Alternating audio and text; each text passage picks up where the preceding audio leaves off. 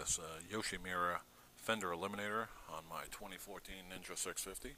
As you can see, we got the default fender on here, and it it sticks out quite a bit, so it's kind of ugly. So we're going to get right to that, and our first step is going to be to remove this seat cowl so we can get underneath. Alright, with the seat cowl removed, now we just need to remove these three bolts right in here, and that should loosen up the tail assembly, so I'm going to do that. Alright, also underneath the bike, you see that one Phillips head screw right there. We're going to need to take that off as well. Okay, so next, after we've got that loosened up, you're going to want to loosen up the wires. They wrap around this little hook here and around this little hook here, and you want to loosen them so that you can pull this little sheath back here, this big black sheath, so you can get access to the wiring. So you're going to unclip these wires, and I think there's 3 different wires there. You have to unclip those and then thread them through, and the whole tail assembly will just pull right out. Okay, once these 3 wires are disconnected, you should be able to just slide this assembly right out.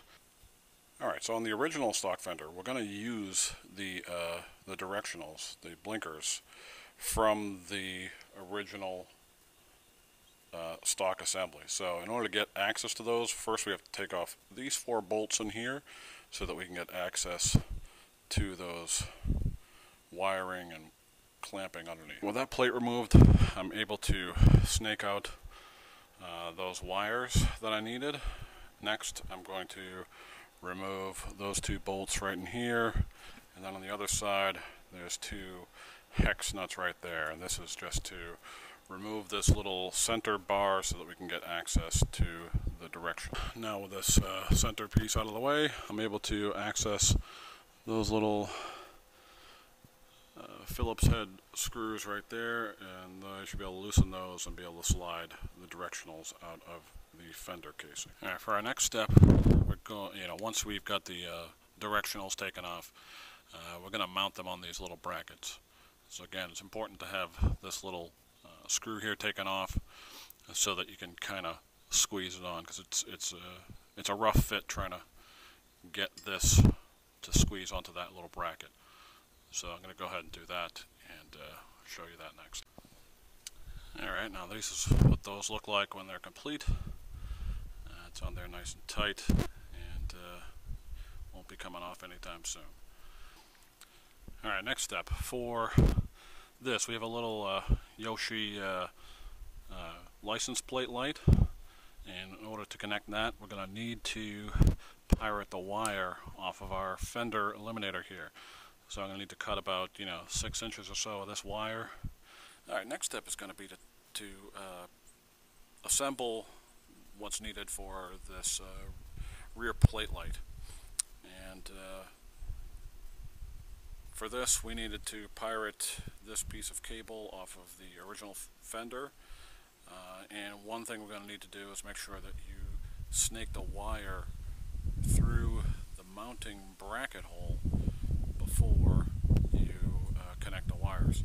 I may or may not have done that already, so just make sure that you don't pull a bonehead maneuver and connect the wires prematurely. So I'm going to do that now. Alright, now this is what that looks like when it's finished.